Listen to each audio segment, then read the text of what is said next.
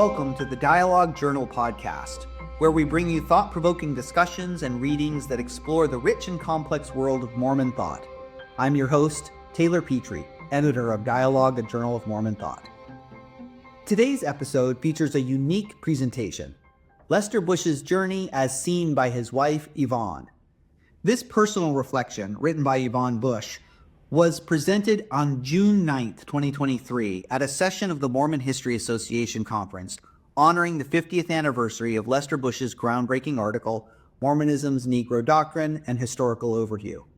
The paper is read by Kim Bush, Yvonne and Lester's daughter, offering a moving perspective on how Lester's work shaped not only the broader church, but also their family's journey.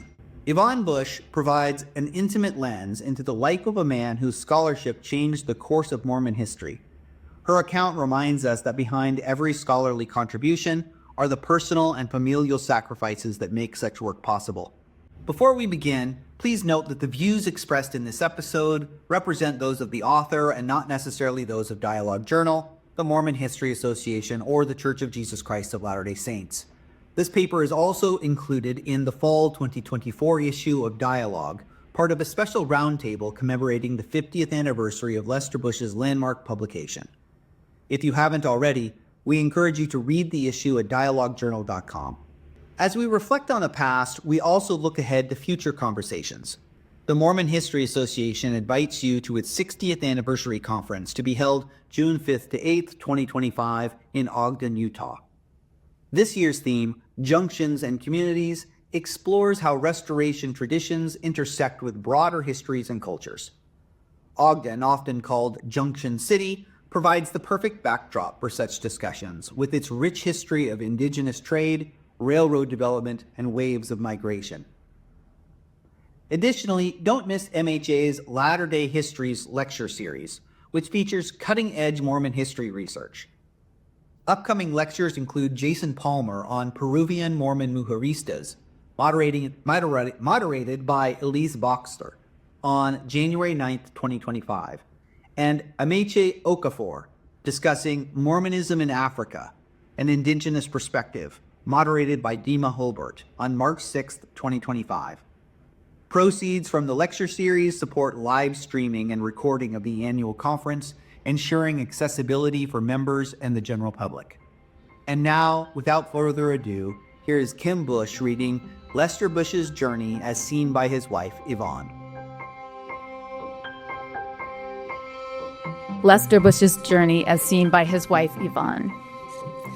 So those of you who have paid attention along the way know quite a bit about Lester's 1973 article, particularly because of the follow-up article he published in the Journal of Mormon History in 1999 that gave a detailed account of how he did it. But as you've heard from Greg, and unfortunately, hopefully Darius in some form later today, additional details have continued to come forward. Since I was often the only person in the room, I offer my reminiscences and reflections.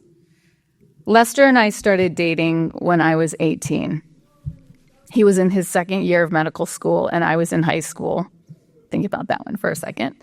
For some reason, I still don't have any idea why. He decided that I was going to be a girlfriend, and even though I was young and completely clueless, but I knew even at 18 that he was going to be my partner. He was the only person in my life up to that point who would ever ask me, "Are you really as happy as you seem?" He wanted to know who I was. He was kind and gentle. And at that moment, I thought, I trust this person, and I will be with him and devoted to him forever. Boy, I'm really feeling this, and I did not expect this to happen, so just bear with me. He could see deeper. As it came to pass, I also became his project. So he took the summer before I went to BYU to warn me that it was all about getting a partner out there and getting married, and I needed to pursue a more academic approach. I had done well in high school, but nothing spectacular, but I was interested in anything, especially if Lester had something to do with it. He was the one that pointed me to political science, foreign affairs, church ideas, you name it. every topic known to mankind. The blacks he was already super interested in and had already started a file at that point in time. That was 1966. We were married the following year. At that point, there was all this talk about Elijah Abel and the curse of Cain. Lester hadn't sorted out all the Joseph Smith and Brigham Young things yet. It was a big time. We were having church statements coming out, and there was all the intrigue with Hugh B. Brown predicting the end of the policy. A year after we were married, we went to Salt Lake for Lester's medical internship at an LDS hospital. It was a bit of a rude awakening to start a second year of marriage that way. He was an intern, so his hours were such that we didn't have much time together. Though he was tired and exhausted, he fit every moment he could in the library, in the archives, whatever he could get himself into, talking to people and getting more and more material. I was taking courses at the University of Utah and remember not being very happy with the fact that I was not his project anymore. I was his wife number 2, if not number 3, and after his research in medicine. When Lester was in Salt Lake City, he read Stephen Taggart's small book on Mormonism and the Negro. Lester could see that his own research to this point was indicative of a more complex narrative. He got in touch with Dialogue at the time and wrote an article in the winter of 1969 that was a commentary on Taggart's book. This was his first published work on the subject. After his internship, Lester spent 3 years in the Navy, being stationed in Virginia Beach and then Cyprus in the Middle East. While we were in Cyprus, he began to type his compilation on blacks in the priesthood. My diary entry from July of 1971 says, "The other day, Lester was reading a Dialogue advertisement that they planned to do a special issue on minority groups. This once again stirred him to write a definitive article on the church and the Negro. I know that this is so important to him. He wants to do something well and authoritative, and he wants to be of some service to the church on this matter and help facilitate some change in policy, hopefully. He also wants to get through with it so he can pursue other matters. I told him that I would support him and help him when I could. But given past experience, he knows or feels that I don't really mean it, and it is only a short-lived promise. So today he asked me to hang in there and help for 6 months. I think this is asking quite a bit, since the baby is due in 3, and there is so much to do beforehand. Can you imagine? However, I have given the matter some thought, and I think it would be better for me to do as he says. I think this will result in a stronger emotional and spiritual bond between us when he realizes that I love him enough to help him in every way. It will certainly be a challenge, if only I can avoid the martyr complex." When we were in Cyprus, Lester never stopped. He kept getting letters and information from here and there, from his brother Larry, from every place he could to keep that door open. Those were the 6 months he was hoping I could hang in. The 6 months where he started typing it all up, putting stuff together and chronologically into his compilation. He really hoped his work would help the church move forward. He thought that if he knew and understood that it would be okay, that we would have a better understanding and be able to problem solve things. That was his main thing. He wasn't interested in being polemical or forcing the church to do this or that. He wanted to do work within the system and be able to affect change if that was possible. There is a letter that I came across recently that he wrote to his brother Larry at around the same time. Larry was outraged with what was going on in the church. I didn't see Larry's letter. I was just reading Lester's response. Lester went through each of Larry's concerns. It was really beautiful. He wrote of his belief in the faith of the gospel, of his belief and faith in the gospel, that as far as problems with the brethren were concerned, there were good things there, that we shouldn't throw the baby out with the bathwater. Then he wrote, "To me, operating from within feels much more comfortable. Nobody has ever made a significant impact on the church from without, excepting the U.S. Congress, the Supreme Court, and a handful of assassins." While we were in Cyprus, we were visited by Edwin and Janet Cannon, who were presiding over the Swiss mission that included Cyprus. Janet took keen interest in Lester's work, and Lester presented her with a copy of his 400-page compilation. 400 pages. She, in turn, and with Lester's permission, sent it to Boyd Packard with the hope that it would help move the church forward. In a note to Lester, she said, "I will be rather glad to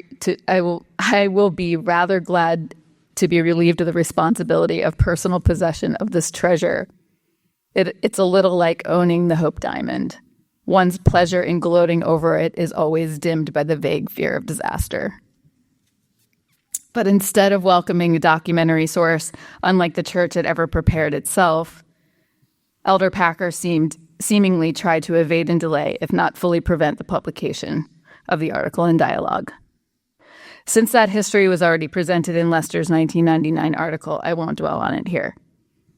Only to say, I remember as if it was yesterday, Lester returned to Saigon, where we were later stationed, starting right in, recounting the hours he spent with Elder Packer almost before he put his bags down. With a rueful expression and a furrowed brow, he said, "It went okay. I wasn't kicked out, but curiously, he told me I was a unique duck." Lester took this to mean that Elder Packer didn't know what to think of him or his work, nor that Lester would actually be willing to accept any and all information or insight that Elder Packer or church historians or anyone could provide that would allow how Lester's material might be presented. Otherwise, Lester would not back down and would proceed to publication. Suffice to say that although Lester's good intentions were clear, it was my impression that the issue for Elder Packer was that exposure of any kind that might challenge the status quo was unwelcomed, regardless of intentions. In the autumn of 1972, while transitioning from Cyprus to Saigon, and months before his meeting with Elder Packer, Lester had conversations with two editors of Dialogue that resulted in him moving from the compilation to what he called a short historical overview of the Negro Doctrine. Most of the writing was done in Saigon over a period of what he called 4 exhaustive, prayerful months. During all of this, while in Cyprus and Vietnam, he was also very active in the church. He was the group leader of a small LDS group in Nicosia, and then he was the second counselor at the Saigon branch presidency.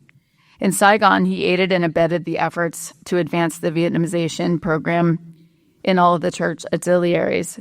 There were no Americans higher than second counselor, per the mission president, Bill Bradshaw. While we were there, things opened up. There was a ceasefire, and then with a lot of preparation, missionaries could come in. Preparation and planning was Lester's thing, along with 2 other American contractors who were his buddies in arms. They had a whole list of things they sent to the mission president that needed to be put in place before the missionaries would be safe and be able to work when they landed. Though the climate was hot and humid, Lester insisted for their health and well-being that they needed to play football with him regularly. The mission president also joined in the games during his visits. While all of this was going on, Lester continued to frantically work on his article. A 2-hour siesta provided him with enough time to rush home, eat a quick lunch, and then pound away at the typewriter until rushing back to the clinic. Once the article was published, things on that front quieted down for several years, punctuated with occasional speaking engagements. Lester settled into work at CIA headquarters and was the associate editor at Dialogue from 1977, when it moved to Virginia, to 1984, when it moved to Salt Lake City. I believe that was the most gratifying, exhilarating, and happy period of his life. It was just an exciting time. Lester was prolific. That boy was just grinding stuff out every time he turned around. He was a man with his hair on fire in the 1970s and 80s. He published 2 articles in 1976, 1 in 77, 1 in 78, 5 in 79, and 10 more between 1981 and 1998. He was active in the church well into the 80s. It was his being asked to write Health and Medicine Among the Latter-day Saints, a book commissioned by religious historian Martin Marty that seemed to break him down. He had so much going on at work, and health and medicine required a very specific format that was not his normal way of writing. The book took him 10 years and just about killed him, or at least seemed to take the stuffing out of him. To complicate matters, just as Lester accepted the commission to write the book, Elder Mark Peterson and the Quorum of the 12 initiated what became known as the witch hunt that attempted to intimidate LDS scholars. Peterson compiled a list of people who he considered problems, and those people were being named and dispatched if possible. I remember Lester getting that call to say that Bill Marriott, president of the Washington, D.C. stake, wanted to speak to him. He hung up the phone. It clearly was anxiety-provoking for him. He fasted and prayed for ability to be able to converse in a way that was not confrontational. Lester told me afterwards that President Marriott was open and willing to let him go through his findings in detail. The meeting was very friendly, and there were no repercussions for Lester, unlike for others on Elder Peterson's list. Furthermore, during these 10 years of concentrating on the book and an exhausting full-time job, church activity became less and less and increasingly uncomfortable. Ironically, I believe that if he had been welcomed and given a calling, he would have made it work with all his might and mind. But no one ever asked him. Only later did we find out why. Shortly before we moved to California, I went out to our bishop for a temple recommend. He asked, "How long has it been since your husband was disfellowshipped?" This was 2017. I gasped and answered, "He has never been disfellowshipped. That confuses me." He said, "Oh, that's just what was general knowledge and was handed down." This just broke my heart. It was not right for Lester to be blackballed on rumor, and nobody took the time to check it out until that particular bishop. The bishop subsequently came by and talked with Lester. They talked, and he came by more than once to get to know him. He asked Lester if he'd be willing to teach some Eldam's quorum thing, but by then Lester, sadly, was not able to entertain such an offering. It now generated too much anxiety as he was experiencing the effects of moderate dementia. If it had only been 25 years earlier, that would have been great. Starting in 2000 until 2015, when Greg asked for his collaboration in writing a dialogue article on the gerontocracy of the future of Mormonism, there was a seemingly unaccountable break in Lester's research and writing. This was puzzling to me until I realized he was very much knee-deep in his projects. He could hardly wait to finally retire from the agency so he could work on his and my family histories. In his usual obsessive-compulsive way, he didn't wait.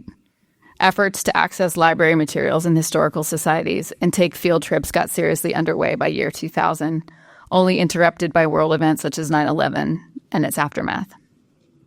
Furthermore, upon retirement from the CIA in 2005, he convinced himself and the agency, with all the resources he had available to him at the agency and a good working knowledge of the medical department over the past 30 years, perhaps he could come back as a contractor and write the history of the Department of Medical Services, a history from which he said he would have greatly benefited as director. It should only take a year or two.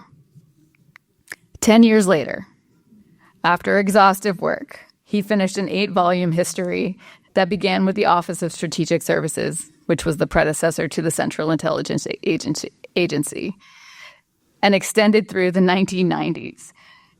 You can be sure it had more footnotes than narrative.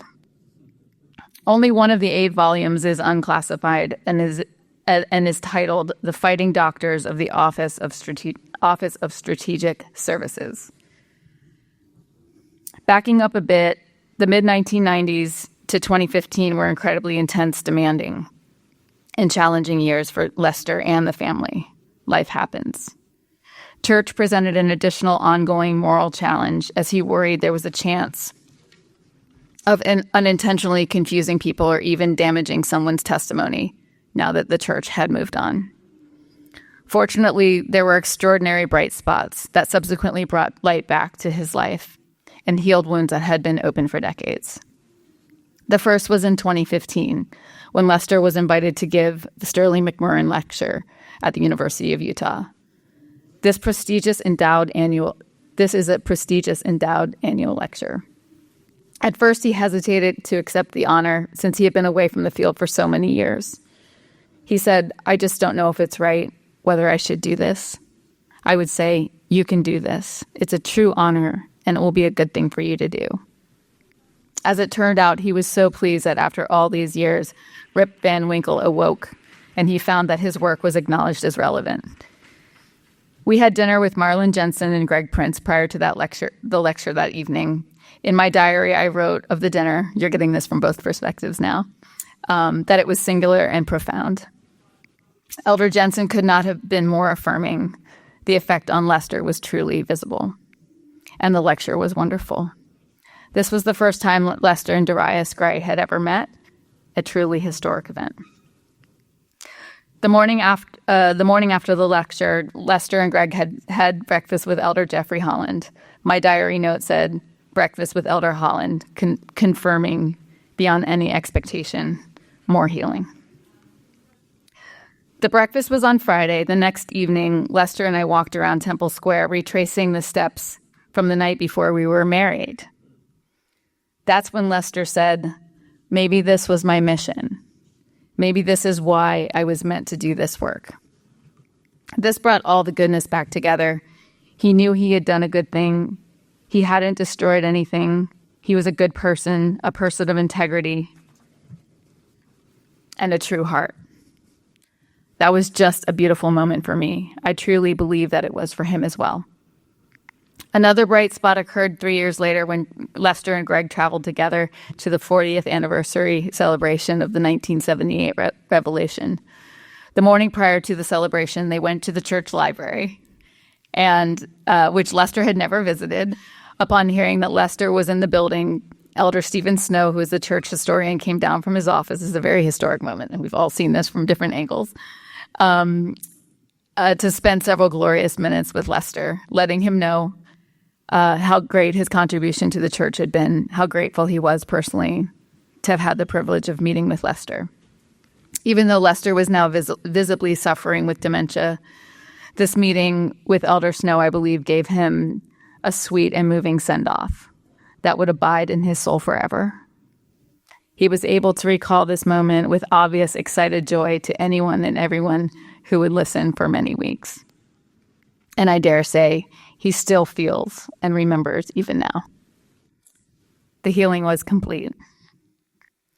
Being able to look back over the past 50 plus years of the journey with Lester has been a gift to me and has given me even more appreciation for his dedication to truth and his mission. He never once expressed bitterness or regret, nor lost sight of his faith or the support and encouragement of his fellow scholars and devoted friends.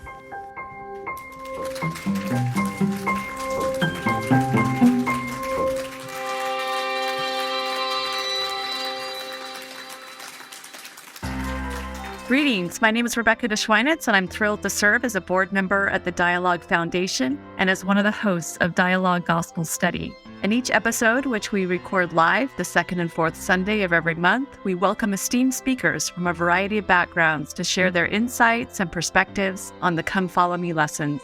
Our aim is to spark meaningful conversations about the scriptures, to connect them to our personal experiences and to our understandings and explorations of the gospel.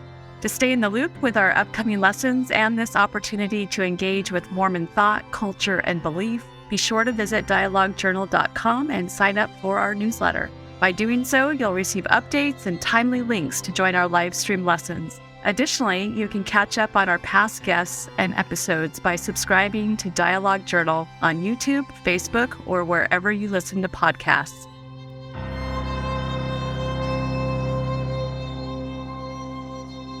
Dialogue Podcast Network.